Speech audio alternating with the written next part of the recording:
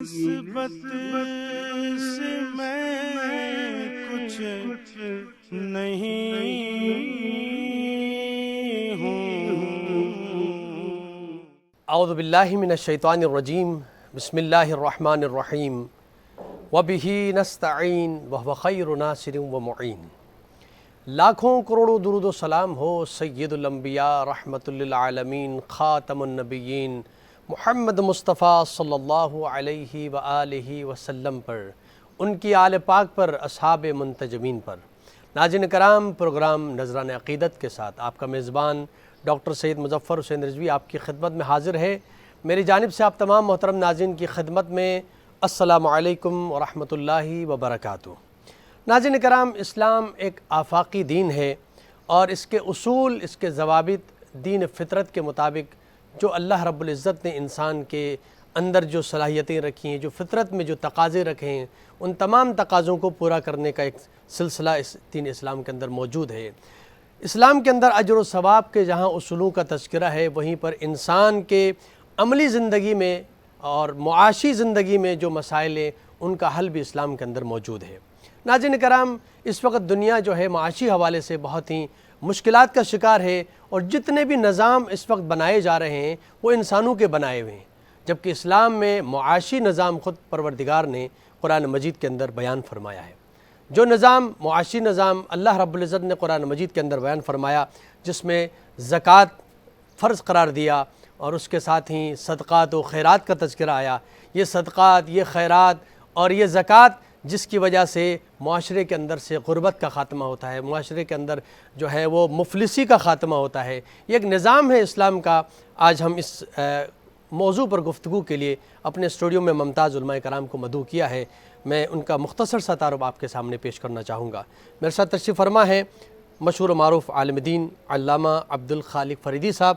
السلام علیکم ورحمۃ اللہ وبرکاتہ۔ وعلیکم السلام ورحمۃ اللہ وبرکاتہ۔ بہت شکریہ، آپ ہمارے پروگرام میں تشریف لائے، اور آپ کے ساتھ دوسرے مہمان حجت الاسلام مولانا سید رضی حیدر صاحب ہمارے ساتھ تشریف فرما ہیں۔ السلام علیکم ورحمۃ اللہ وبرکاتہ۔ السلام ورحمۃ اللہ وبرکاتہ۔ بہت شکریہ، آپ ہمارے پروگرام میں تشریف لائے، اور ہمارے تیسرے مہمان ممتاز مذہبی اسکالر ہیں مولانا مفتی محسن الزماں صاحب۔ السلام علیکم ورحمۃ اللہ وبرکاتہ۔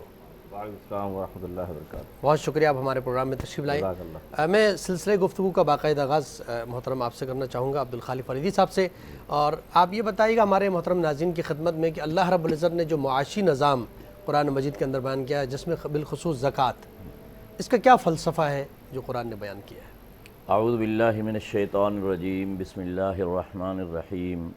اہم یقسمون رحمت ربک نحن قسمنا بینہم معیشتہم فی الحیات الدنیا ورفعنا بعضہم فوق بعض درجات۔ اسلام نے جو معاشی نظام ہمیں دیا ہے، میں یہ سمجھتا ہوں کہ اس سے جامع، کامل اور مکمل نظام دنیا میں کہیں بھی نہیں ہے، نہ دیگر آسمانی مذاہب میں اور نہ غیر آسمانی مذاہب میں۔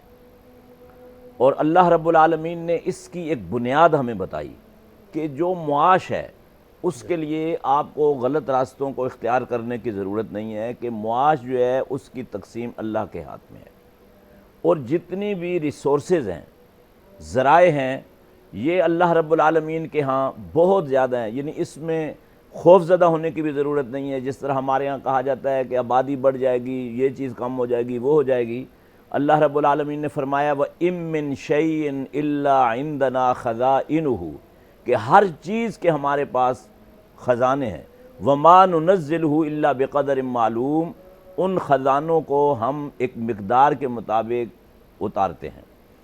اب جو معاشی نظام ہے اسلام کا، اس میں میں یہ سمجھتا ہوں کہ زکوٰۃ کی جو حیثیت ہے وہ ایک روح کی ہے، اور جیسے جسم میں ریڑھ کی ہڈی ہے اس کی ہے، بے شک، کیونکہ جتنے بھی لوگ ہیں وہ معاشی طور پر اپنی بھاگ دوڑ سے ایکول اور برابر نہیں ہو سکتے۔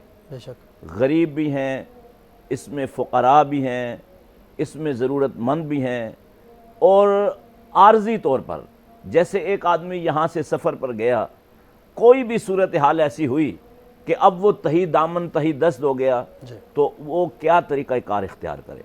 تو اللہ رب العالمین نے سورہ توبہ میں ارشاد فرمایا انما الصدقات للفقراء والمساکین والعاملین علیہا والمؤلفۃ قلوبہم وفی الرقاب والغارمین وفی سبیل اللہ، کہ جتنے بھی ضرورت مند ہیں جس نوعیت کے ہیں، زکوٰۃ صاحب نصاب لوگوں سے لے کر ان میں تقسیم کی جائے گی، یعنی الگ زکوٰۃ کو کہیں جمع نہیں کیا جائے گا مستقبل کے لیے۔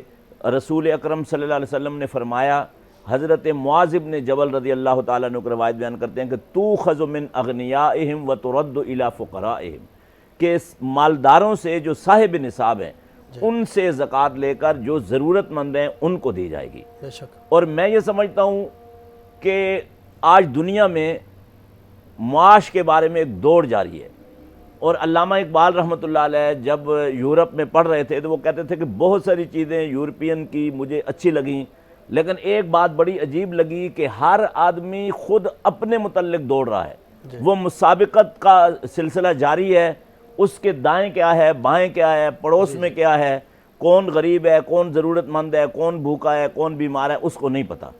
تو یہ سب چیزیں اللہ تعالیٰ نے ہمیں اسلام کے اندر دیں، اور جو ضرورت مندوں کے لیے یہاں تک ارشاد فرمایا کہ وفی اموالہم حق معلوم للسائل والمحروم، کہ جو مالدار ہیں، جو صاحب نصاب ہیں، صاحب حیثیت ہیں، ان کے مال میں اللہ نے ضرورت مندوں کا حصہ رکھ دیا، محروم لوگوں کا حصہ رکھ دیا، اور جو بوقت ضرورت مانگ رہے ہیں ان کا حصہ رکھ دیا، اور جو نہیں مانگ رہے ان کا حصہ بھی رکھ دیا۔ تو میں یہ سمجھتا ہوں کہ اسلام کا معاشی نظام ایک جامع نظام ہے، اور اس سے زیادہ جامع نظام دنیا میں ہو نہیں سکتا جو اللہ نے ہمیں دے دیا ہے۔ قبلہ مولانا سید رضی حیدر صاحب، آپ کی خدمت میں یہ سوال رکھنا چاہوں گا، جس طرح قبلہ نے بیان فرمایا معاشی نظام جو اسلام کا ہے، قرآن مجید فرقان حمید میں اور احادیث مبارکہ کے اندر جا بجا قرآن میں زکوٰۃ اور صدقات و خیرات کا تذکرہ آیا، اس کی کیا فضیلت بیان ہوئی ہے، اور جس طرح دنیا کے سارے معاشی نظام ہیں وہاں پر ایک اللہ رب العزت کا بھی ایک بیان کرتا ہے معاشی نظام ہے، اس میں کیا فرق ہے دنیا کے نظام میں اور اللہ رب العزت کے بنائے ہوئے نظام میں؟ بسم اللہ الرحمن الرحیم۔ جیسا کہ ابھی برادر محترم نے بھی تفصیل سے ذکر کیا اور قرآن آیات کا حوالہ بھی دیا، یہ میں چاہوں گا کہ تھوڑے سے چند جملات ما قبل اسلام پہ ایک نظر ڈالتے ہوئے ادا کروں۔ اسلام کے آنے سے پہلے، یعنی حضور اکرم کی بعثت سے قبل، ہم یہ دیکھتے ہیں کہ جہان بشریت میں جو مختلف اقوام اس وقت موجود تھی، اور ان کا جو ایک تھا نظام جو تھا ان کا، وہ ان کا جو معاشی نظام تھا، وہ نظام جو ان کا اپنا بنایا ہوا نظام تھا، اس نظام کے اندر جو طاقتور تھا، جو حاکم طبقہ تھا، وہ ٹیکسز سے جو ہے مستثنیٰ تھا۔ اگرچہ یہ سب اللہ کی مخلوق، اللہ نے پیدا کیا سب کو۔ جب زمین پہ جناب آدم و بی بی حوا تشریف لائیں تو ایک سلسلہ خدا کی جانب سے سب کے رزق و روزی کا نسل آدم کے لیے موجود تھا، اور کوئی پرابلم نہیں تھی، مگر وقت کے ساتھ ساتھ پھر کچھ ایسے افراد پیدا ہوئے کہ جنہوں نے بے عدالتی اور ناانصافی کا سلسلہ بزور طاقت شروع کیا، اور کچھ لوگوں کا حق جو ان کا ایک فطری حق تھا، پیدائشی حق تھا، ان سے انہیں محروم کرنا شروع کیا، کیونکہ انسان ایک معاشرتی مخلوق ہے، معاشی تشکیل پائے۔ جب معاشی تشکیل پائے تو اس میں جو طاقتور تھے انہوں نے بجائے اس کے کہ الہی ہدایات پہ عمل کرتے، اور جیسا کہ ابھی قبلہ اشارہ کر رہے تھے کہ دائیں بائیں کا ہی خبر نہیں ہے، صرف سب مغرب میں بھی آج بھی اس دور میں بھی ہم مشاہدہ کریں تو وہی کہ صرف اپنی فکر، تو وہ صورتحال بنتی چلی گئی، اور یوں جو معاشری تشکیل پائے ان معاشروں میں جو مقتدر طبقہ تھا، طاقتور تھا، اس نے قوانین بھی اگر بنائے تو وہ قوانین بنائے کہ جن سے محکوم اور کمزور افراد کو جو ہے استحصال کیا گیا، استثمار کیا گیا، اور جو ٹیکسز و مالیات آج بھی اگر آپ دیکھیں اسی طرح کا سلسلہ ہے۔ ماضی میں ما قبل اسلام کی جس کی جانب میں اشارہ کر رہا ہوں، تو جو ٹیکسز تھے وہ بزور طاقت انہی کمزور لوگوں سے لیے جاتے تھے، یعنی ان کا جینا حرام کر دیا جاتا، جسے آج کی زبان میں ہم کہتے ہیں کہ ان کا خون جو ہے وہ چوسا جا رہا تھا اور انہیں محروم کیا جاتا۔ آج بھی یہی صورت وہی طاقتور ہو رہا تھا، اور کمزور تھا، محکوم تھا۔ اسلام نے آنے کے بعد عدل اور انصاف کا ایک ایسا نظام دیا کہ جس کی مثال نہ پہلے اور نہ ہی قیامت تک کوئی مثال مل سکتی ہے۔ اسلام پروردگار عالم کی جانب سے ایک اجتماعی عدالت کو لے کر آیا، جی ہر حوالے سے اجتماعی عدالت، کیونکہ بنیادی ترین مسئلہ اس وقت بھی جہان بشریت کا عدل ہے، اور وہ زندگی کی ہر شعبے میں عدل محور کائنات ہے۔ پوری کائنات عدل ہی پر ڈیپینڈ کرتی ہے، اگر عدل نہ ہو تو تمام نظام درہم برہم ہو جائے، کوئی سسٹم نہ چل سکے۔ تو معاشی نظام بھی جو اسلام نے دیا وہ عدالت میں مبنی تھا، اور اس کے اندر یقیناً جو آلریڈی محروم ہے، ضعیف ہے، اس سے لینے کے بجائے اسلام نے اسے دینے کا پروگرام دیا۔ اور جو یہ فکر رکھتے تھے کہ وہ اور مال کو انباشتہ کریں اور مال میں اپنے اضافہ کریں، ان پر اللہ نے ٹیکسز اور مالیات رکھے۔ آپ جتنے بھی احکامات دیکھیں گے اسلام کے جو احکامات ہیں وہ سب مالداروں کے لیے ہیں، یعنی حج واجب اگر کیا تو مستطیع پہ واجب کیا، زکوٰۃ مالدار کے خاص نصاب موجود ہے، اس نصاب کے حوالے سے جو زکوٰۃ واجب ہوئی، یا ہمارے جیسے خمس کا سلسلہ ہے، یا اسی طرح ایسی احادیث موجود ہیں کہ اوپر والا ہاتھ پروردگار عالم کو نیچے والے ہاتھ سے زیادہ پسند ہے، دینے والا ہاتھ پروردگار زیادہ پسند کرتا ہے۔ دوسری طرف پروردگار عالم نے ایک چیز کو اور سدباب کیا، وہ یہ کہ ایسے احکامات ہمیں ملتے ہیں کہ سستی، کاہلی کو، بیکاری کو ناپسند کیا گیا۔ حضور اکرم کی متعدد احادیث موجود ہیں، قرآن کی احادیث موجود ہیں، اور کام کرنے کو، محنت کرنے کو، پیداواری بننے کو جو ہے تشویق دیا گیا کہ لوگ جو کاہل تھے، بوجھ بنے ہوئے تھے معاشرے پر، انہیں بھی حرکت میں لے کر آیا اسلام کہ تم بھی پیداواری بنو، حرکت میں آؤ اور کچھ نہ کچھ کرو، اپنے رزق و روزی کو اپنے تلاش کرو۔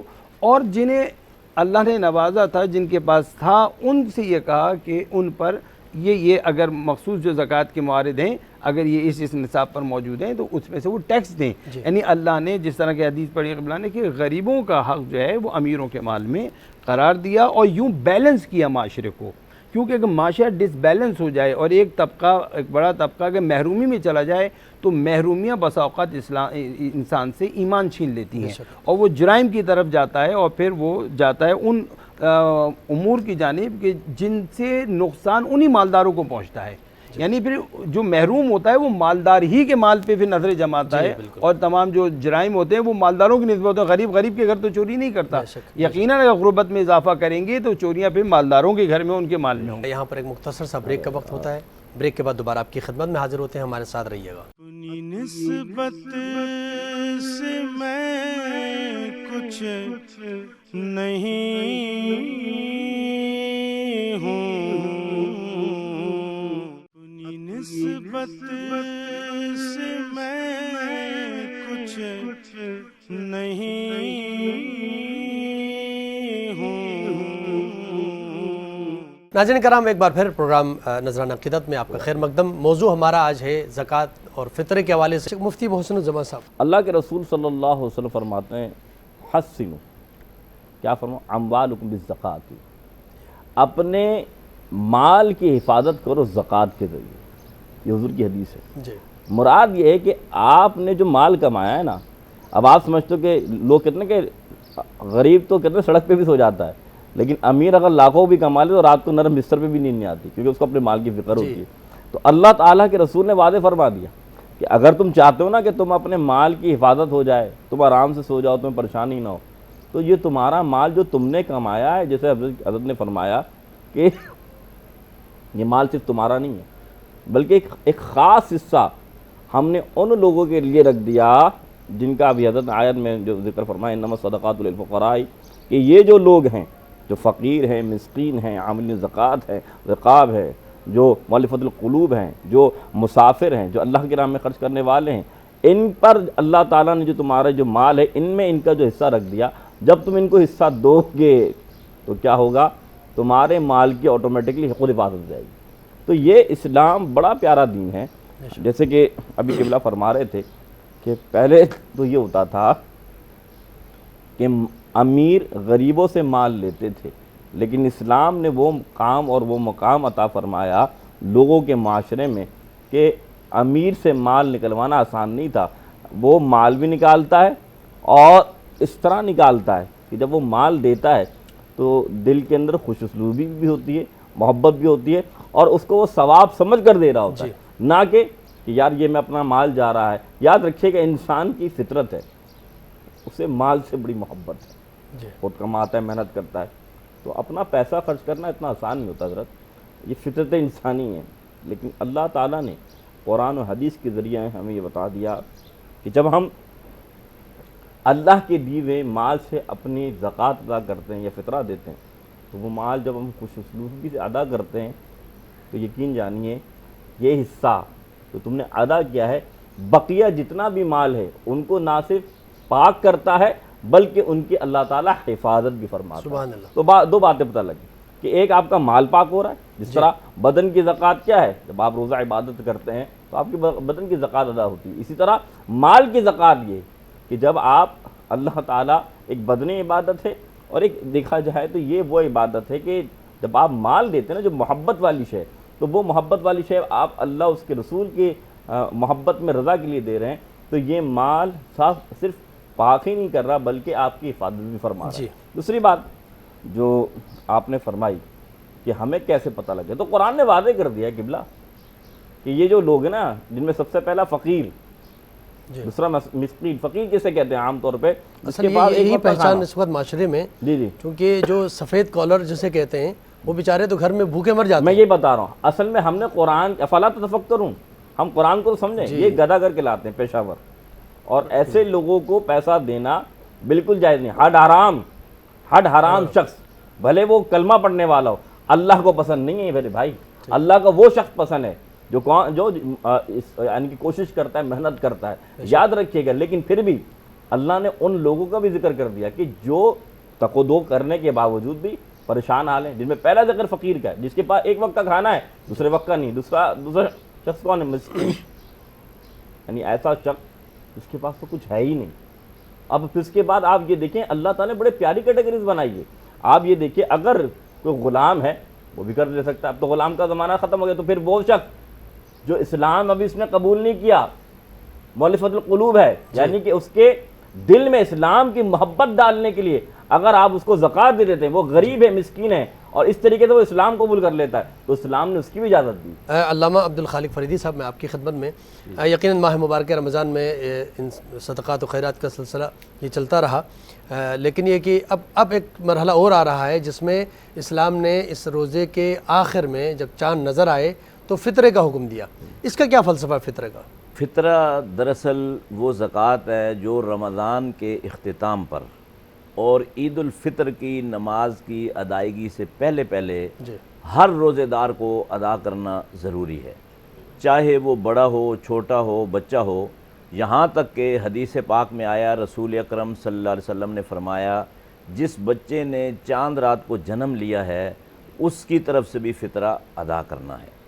اور اس کا فلسفہ رسول اکرم صلی اللہ علیہ وسلم نے خود ہی فرما دیا کہ دوران روزہ یا رمضان کی عبادت جس میں قیام اللیل بھی ہے، جس میں روزہ بھی ہے، صدقات و خیرات اور بہت ساری عبادتیں ہیں، اس میں جو کمی اور کوتاہی رہ جاتی ہے، اس کمی اور کوتاہی کو مکمل کرنے کے لیے اور اسے اجر و ثواب میں بدلنے کے لیے اللہ رب العالمین نے فطرے کا سلسلہ رکھا ہے۔ سید رضی حیدر صاحب، میں آپ کی خدمت میں سوال رکھنا چاہوں گا۔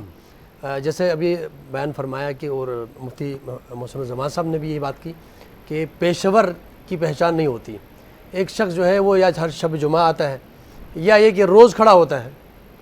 اب جب آیا ہے فطرے کا مسئلہ، تو فطرے کے بارے میں جیسے علماء کرام نے روایت میں بیان فرمایا ہے کہ فطرہ جب صحیح ادا نہیں ہوگا تو رمضان کے پورے روزے معلق رہیں گے، اور اس فطرے کی ادائیگی صحیح ہوگی تب جا کے روزے بھی قبولیت کی منزل کو پہنچیں گے۔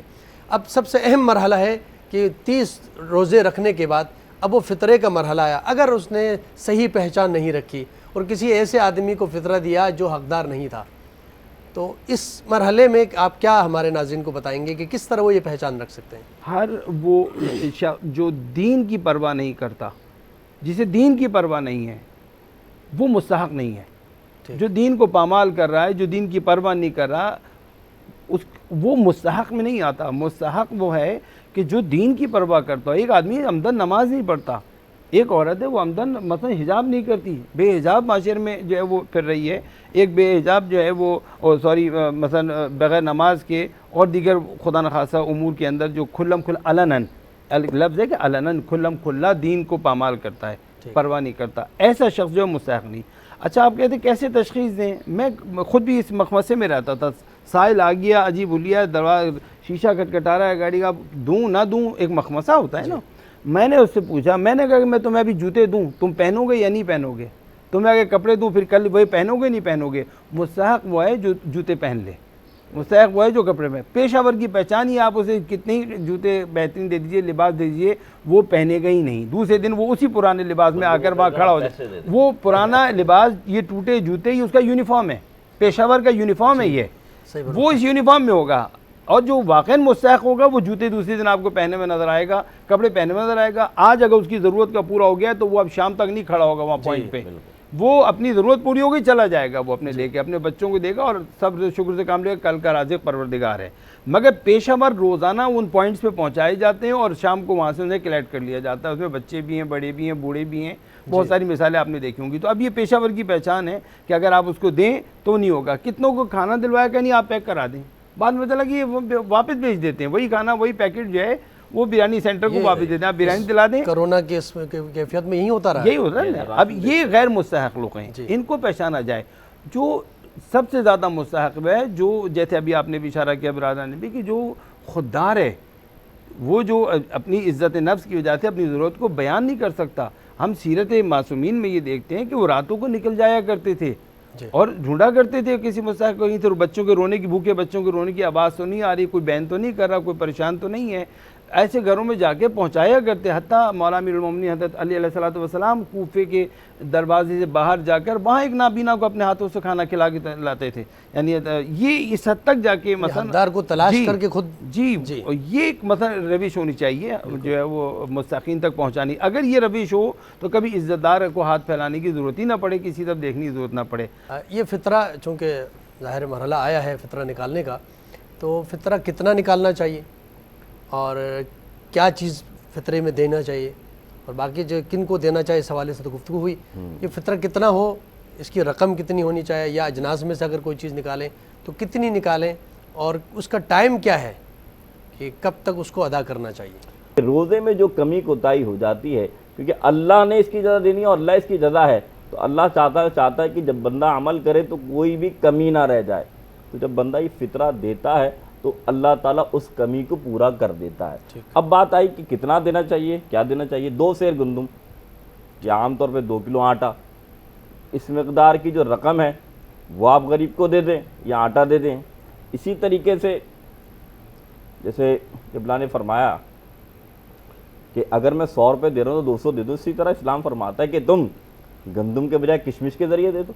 यानी जो किशमिश की रकम है वो रकम आप, अल्लाह ने आपको दिया है ना पैसा, आप उस रकम के लिहाज से फ़ितरा दे दें। अगर किशमिश नहीं तो जौ के लिहाज से दें। यानी अच्छे से अच्छा माल जो अल्लाह की राह में आप खर्च कर सकते हैं उसके लिहाज से आप फ़ितरा दे दें। फ़ितरा वाजिब जब होता है तो उसके बाद ही वाजिब की नीयत से दिया जा सकता है। जब तक वो वाजिब नहीं हुआ तो आप इस नीयत से उसको अदा भी नहीं कर सकते। वाजिब होगा तो अदा कहलाएगा। मगर ये जैसा कि अभी बुजुर्गवार अभी जिक्र कर रहे थे कि पहले किसी को दे सकते हैं, तो वो हमारे यहाँ फ़ुक़हा कहते हैं अगर आप बेउनवाने किसी की मदद करना, कोई वाक़ई मुस्तहक़ है और मदद करना चाहते हैं, ज़रूरतमंद है, आप उसे बेउनवाने क़र्ज़ पहले से दे दें और जब आप पर फ़ितरा वाजिब हो तो वो कर्ज़ जो है उसमें उसको एडजस्ट कर लें, उसकी नियत कर लें, उसकी नियत कर लें, तो ये उसमें एडजस्ट हो जाएगा। आपने अगर दे दिया कि जी वो फ़ितरे में, और बताने की ज़रूरत भी नहीं है उस फैमिली को कि जी वो मैंने जो आपको कर्ज़ दिया था वो मैंने फ़ितरे में एडजस्ट कर लिया, ये बताने की ज़रूरत नहीं है कि किसी की इज़्ज़त न मुतासर हो। तो बस कहते ठीक है वो कर्ज़ मुझे नहीं चाहिए, आप रखिए मसलन, और वो आप उसमें एडजस्ट कर सकते हैं। मगर फ़ितरा वाजिब जब होगा तभी वो चाँद नज़र आने के बाद, चाँद नज़र आने के बाद, उससे पहले अगर आप देंगे तो इस नियत से देंगे। उससे पहले ये रास्ता है उसका कि आप मदद करना चाहते हैं, ज़रूरतमंद है, वाक़ई ऐसे सूरत-हाल आती हैं पेश, तो आप उसको बेनवाने कर्ज़ दे दें, उसके बाद में एडजस्ट कर लें। फिर एक भी हुक्म है कि गैर सैयद का फ़ितरा जो है वो सैयद को नहीं दे, क्योंकि ये फ़ितरा शरई है। ठीक है, ये कि फ़ितरा जो है ये शरई सदक़ा है, इसमें जो है